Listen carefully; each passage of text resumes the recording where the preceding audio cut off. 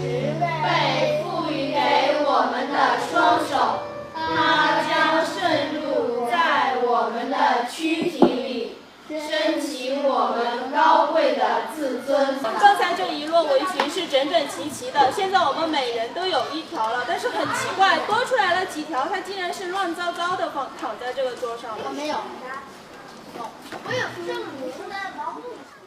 转到新学校以后，听雪还有很多不适应，看得出她努力想表现出最好的自己。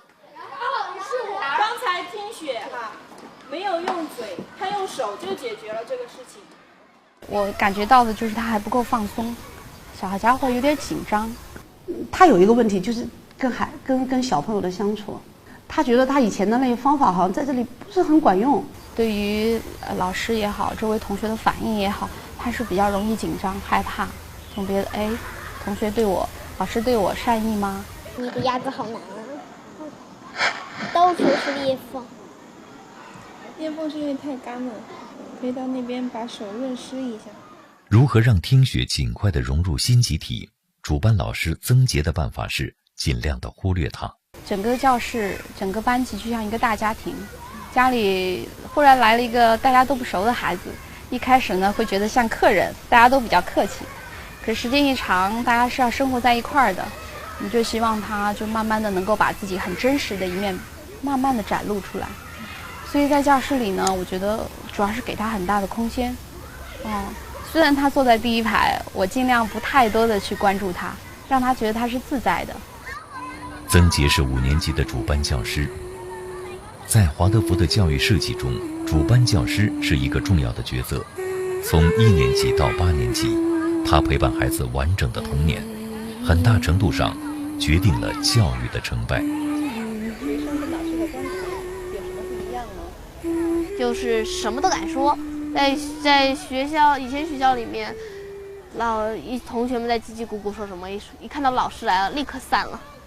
现在好像看他们大部分都敢说，那我呢没适应过来，就是自己想说的就自己跟自己说就好了。安德，开始了。你知道我们在期末的时候也会给孩子写报告，就像公立学校会给孩子写评语一样，但是我们不会用优良中差这样的清晰的标准来给孩子做一个总结，我们都是用描述性的语言来呈现这个孩子的状况。那因为如果优秀、良、中，那哪里优秀，哪里需要的改善，并不清晰。就是说，在华德福学校，没有那个我们平常意义上的那种差生。我们称为有困难的孩子。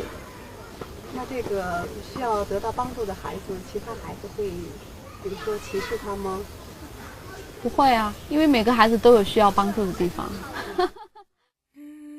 星星水，星星水，你从纯美的星空中，你从纯美的星空中缓缓地来到，缓缓地来到这珍贵的尘世间，这珍贵的尘世间，你带来了宇宙的音乐，你带来了宇宙的音乐和星。徐天是华德福的第一批志愿者。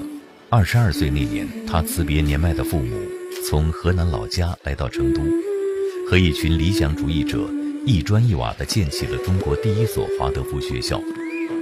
惨淡经营的那几年，他们甚至连工资都没有。很多志愿者走了，徐天却留了下来。这些年，华德福给他的灵感，他都写成了诗。有的时候我走着路，好比就是草丛，我看到一颗露珠，上面闪射着光芒。我突然想到一句话，就突然就蹦出来了。我说那个雨水把阳光打湿了。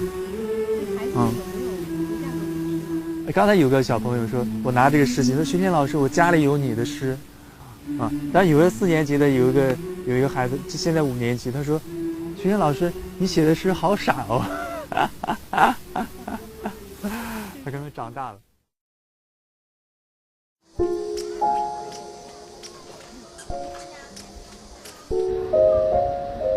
成都，这座以慢生活著称的城市，游客来到这里可以驻足，可以眷恋，却最终难以落